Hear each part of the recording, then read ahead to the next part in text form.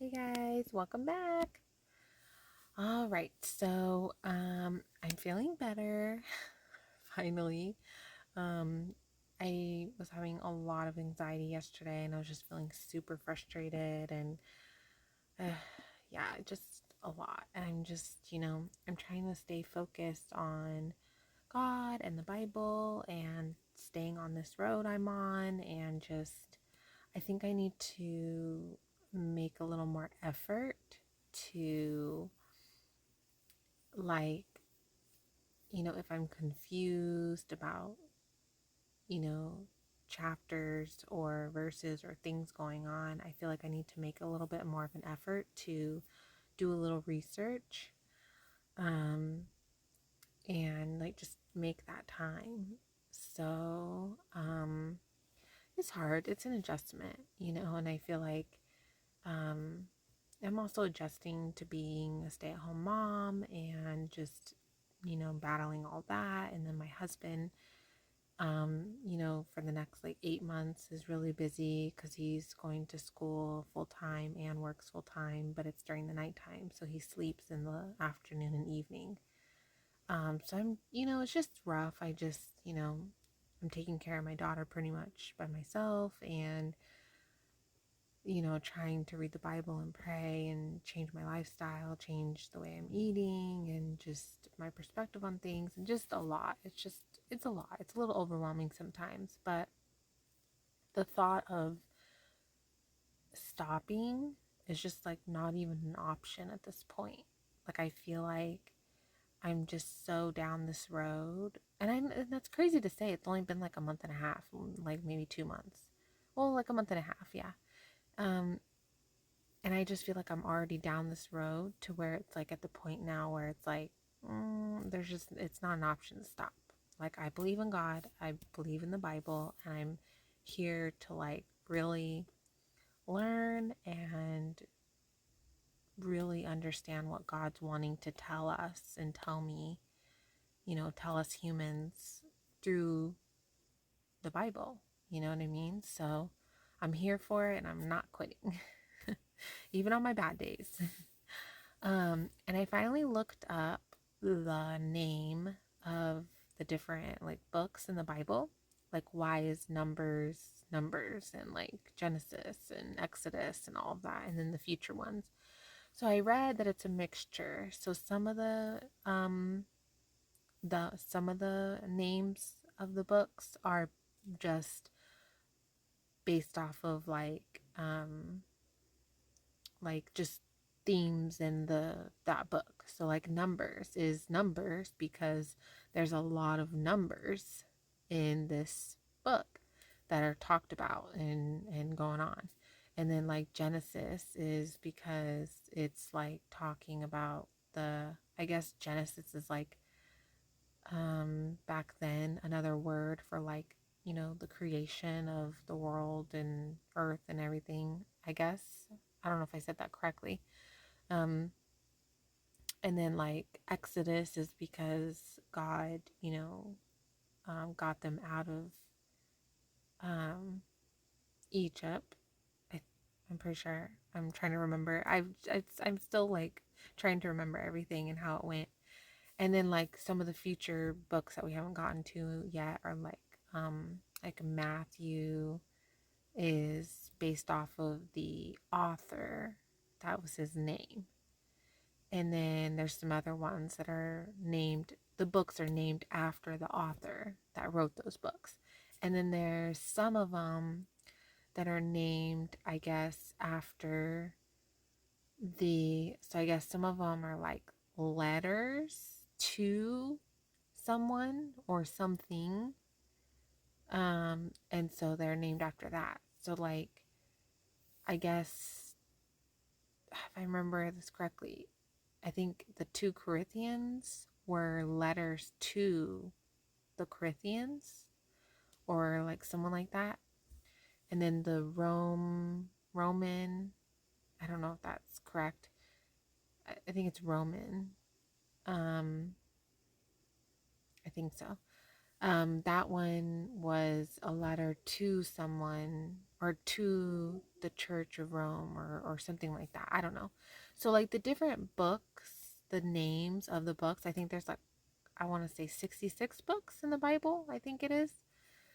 They all have their names for either their following the author's names or the person that it was written for or to, or it follows like the theme of the book, or like those kinds of things. So I mean, there's not a ton of like weight to and deeper meaning to the names of the books. So I just wanted to share that I looked it up and that was what I found. So just a little food for thought.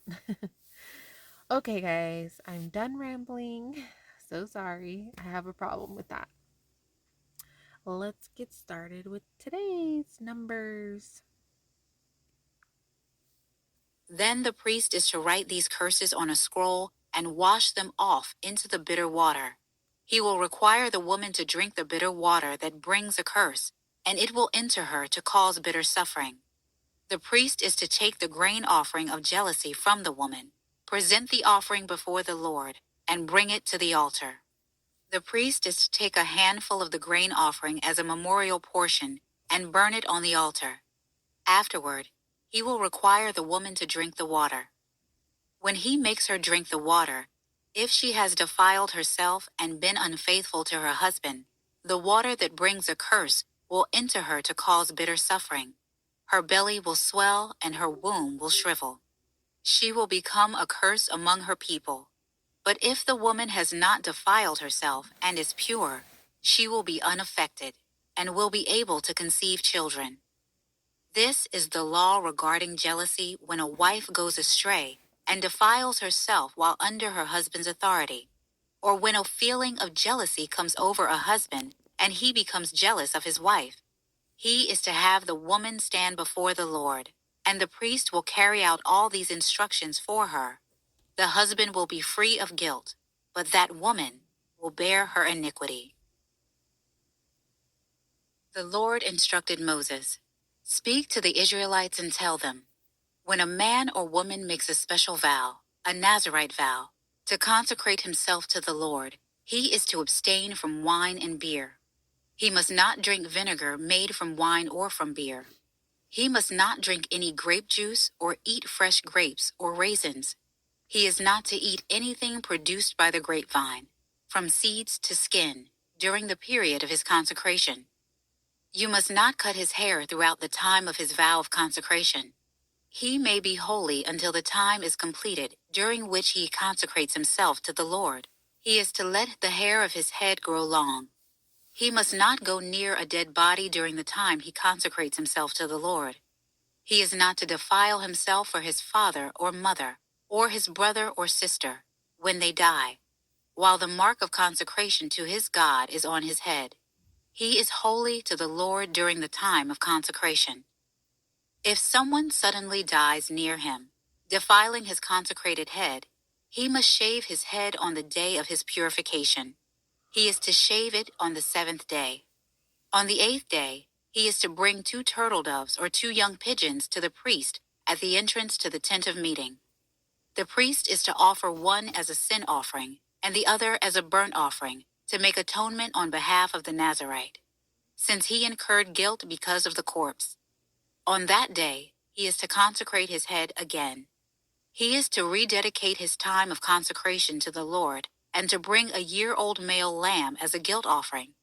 But do not count the initial period of consecration because it became defiled. This is the law of the Nazirite. On the day his time of consecration is completed, he is to be brought to the entrance to the tent of meeting. He is to present an offering to the Lord of 1 unblemished year-old male lamb as a burnt offering, 1 unblemished year-old female lamb as a sin offering, 1 unblemished ram as a fellowship offering, along with their grain offerings and drink offerings, and a basket of unleavened cakes made from fine flour mixed with oil, and unleavened wafers coated with oil. The priest is to present these before the Lord, and sacrifice the Nazirite's sin offering and burnt offering. He will also offer the ram as a fellowship sacrifice to the Lord, together with a basket of unleavened bread. Then the priest will offer the accompanying grain offering and drink offering. The Nazirite is to shave his consecrated head at the entrance to the tent of meeting. Take the hair from his head and put it on the fire under the fellowship sacrifice. The priest is to take the boiled shoulder from the ram, one unleavened cake from the basket, and one unleavened wafer, and put them into the hands of the Nazirite after he has shaved his consecrated head. The priest is to present them as a presentation offering before the Lord. It is a holy portion for the priest, in addition to the breast of the presentation offering and the thigh of the contribution. After that, the Nazirite may drink wine. These are the instructions about the Nazirite who vows his offering to the Lord for his consecration, in addition to whatever else he can afford. He must fulfill whatever vow he makes in keeping with the instructions for his consecration. The Lord spoke to Moses, "Tell Aaron and his sons, this is how you are to bless the Israelites. You should say to them, 'May the Lord bless you and protect you. May the Lord make his face shine on you and be gracious to you. May the Lord look with favor on you and give you peace.' In this way, they will pronounce my name over the Israelites, and I will bless them." On the day Moses finished setting up the tabernacle, he anointed and consecrated it and all its furnishings, along with the altar and all its utensils. After he anointed and consecrated these things, the leaders of Israel, the heads of their ancestral families, presented an offering. They were the tribal leaders who supervised the registration. They brought as their offering before the Lord 6 covered carts and 12 oxen, a cart from every 2 leaders and an ox from each one, and presented them in front of the tabernacle. The Lord said to Moses, "Accept these from them to be used in the work of the tent of meeting, and give this offering to the Levites, to each division according to their service." So Moses took the carts and oxen and gave them to the Levites. He gave the Gershonites 2 carts and 4 oxen corresponding to their service, and gave the Merarites 4 carts and 8 oxen corresponding to their service, under the direction of Ithamar, son of Aaron the priest. But he did not give any to the Kohathites, since their responsibility was service related to the holy objects carried on their shoulders. The leaders also presented the dedication gift for the altar when it was anointed. The leaders presented their offerings in front of the altar.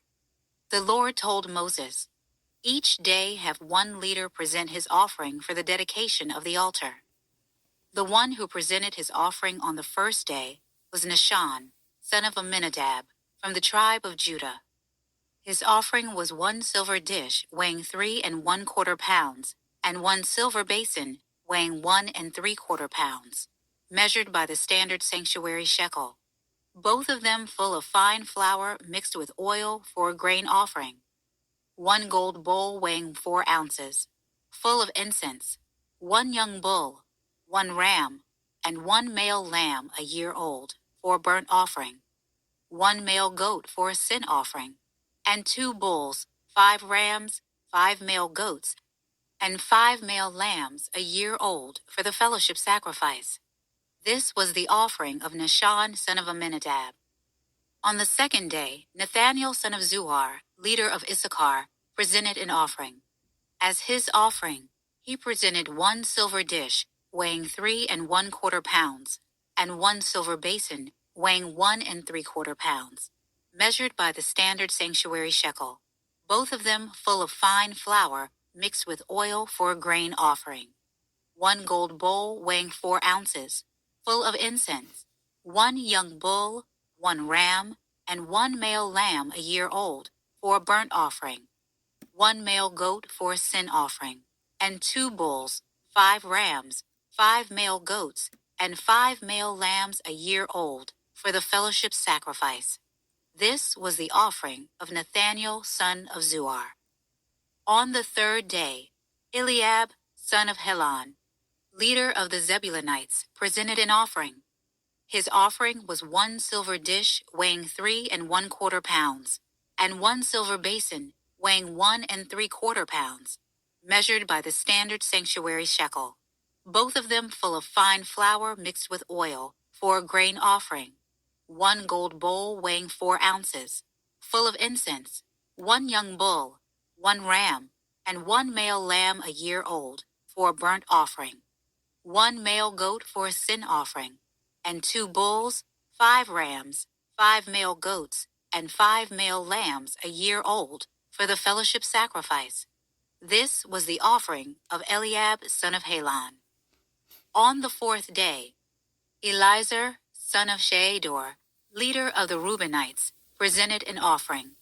His offering was 1 silver dish weighing 3¼ pounds, and 1 silver basin weighing 1¾ pounds, measured by the standard sanctuary shekel, both of them full of fine flour mixed with oil for a grain offering, 1 gold bowl weighing 4 ounces, full of incense, 1 young bull, 1 ram, and 1 male lamb a year old for a burnt offering, 1 male goat for a sin offering, and 2 bulls, 5 rams, 5 male goats, and 5 male lambs a year old for the fellowship sacrifice. This was the offering of Elizur son of Shedeur. On the 5th day, Shelumiel son of Zurishaddai, leader of the Simeonites, presented an offering. His offering was 1 silver dish weighing 3¼ pounds, and 1 silver basin weighing 1¾ pounds, measured by the standard sanctuary shekel, both of them full of fine flour mixed with oil for a grain offering, 1 gold bowl weighing 4 ounces, full of incense, 1 young bull, 1 ram, and 1 male lamb a year old, for a burnt offering, 1 male goat for a sin offering, and 2 bulls, 5 rams, 5 male goats, and 5 male lambs a year old, for the fellowship sacrifice. This was the offering of Shelumiel, son of Zurishaddai. On the 6th day, Eliasaph, son of Duel, leader of the Gadites, presented an offering. His offering was 1 silver dish weighing 3¼ pounds, and 1 silver basin weighing 1¾ pounds, measured by the standard sanctuary shekel, both of them full of fine flour mixed with oil for a grain offering, 1 gold bowl weighing 4 ounces, full of incense, 1 young bull, 1 ram, and 1 male lamb a year old for a burnt offering, 1 male goat for a sin offering, and 2 bulls, 5 rams, 5 male goats, and 5 male lambs a year old for the fellowship sacrifice. This was the offering of Eliasaph son of Duel. On the 7th day, Elishama, son of Ammihud, leader of the Ephraimites, presented an offering. His offering was 1 silver dish weighing 3¼ pounds, and 1 silver basin weighing 1¾ pounds, measured by the standard sanctuary shekel, both of them full of fine flour mixed with oil for a grain offering, 1 gold bowl weighing 4 ounces, full of incense, 1 young bull, 1 ram, and 1 male lamb a year old for a burnt offering, 1 male goat for a sin offering, and 2 bulls, 5 rams, 5 male goats, and 5 male lambs a year old for the fellowship sacrifice. This was the offering of Elishama son of Ammihud. On the 8th day, Gamaliel son of Pedazur, leader of the Manassites, presented an offering. His offering was 1 silver dish weighing 3¼ pounds, and 1 silver basin weighing 1¾ pounds, measured by the standard sanctuary shekel, both of them full of fine flour mixed with oil for a grain offering, 1 gold bowl. Guys, what in the world? I just it's like the same things being said like over and over and over again. Like, I don't understand why God would want this to be like said over and over and over again. Like, I don't understand. I mean, I guess it's not that big of a deal, but I just feel like if God was going to take the time well, maybe not, I don't want to say take the time, but I mean, if God wanted very specific things to be said in the Bible, I mean, I read that there was 66 different authors, um, and the Bible was made, also the books were made by 66 different authors over, what was it, like 1500 years, I think, um, in different places, three different languages. um, like that's significant.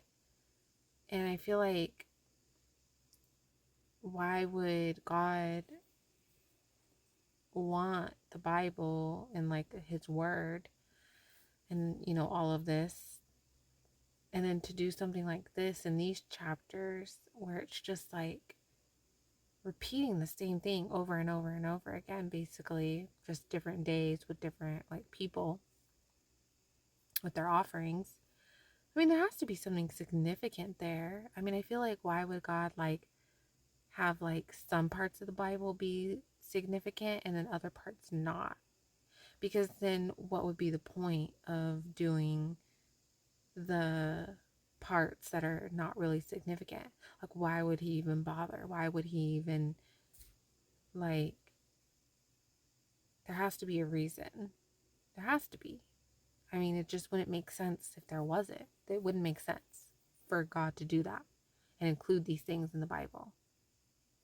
I mean, even if I don't know the answer right now, or if I ever know the answer of what's the significance of, say, specifically these chapters today, I mean, I don't know. It's just some thoughts that's going through my mind right now, because this is just, it's hard to pay attention. I'm not going to lie, a little bit right now. Well, because I'm also tired, but also, too, it's just like, it's just kind of like, okay, we're doing the same thing over and over and over again. So it's a little difficult to like follow, I guess.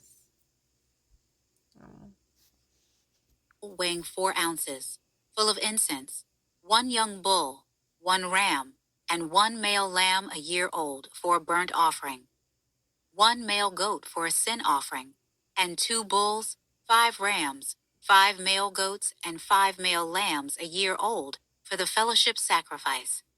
This was the offering of Gamaliel, son of Pedazur.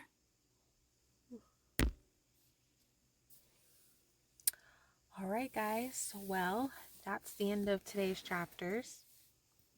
Very, um, not the best, or I don't want to say best, but not the funnest or the most interesting chapters today. But that's okay, because, you know,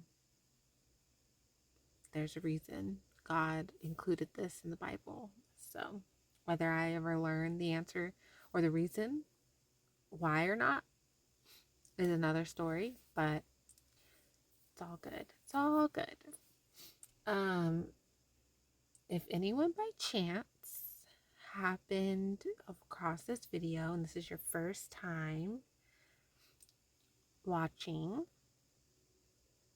I would be more than happy if you want to join me in reading the rest of the Bible. You can either start now or you can start at my beginning videos. Day 1 and 2 are the only videos that I don't have the recording of the chapters and verses for that day, but all the rest of them do, and I'm doing the whole Bible. So if you want to join and read it with me, I try to upload every day. That's my goal. Sometimes I run into issues, but I'm working on trying to, be consistent the best that I can. So I hope that you join. All right, guys, good night, and I will see you guys tomorrow.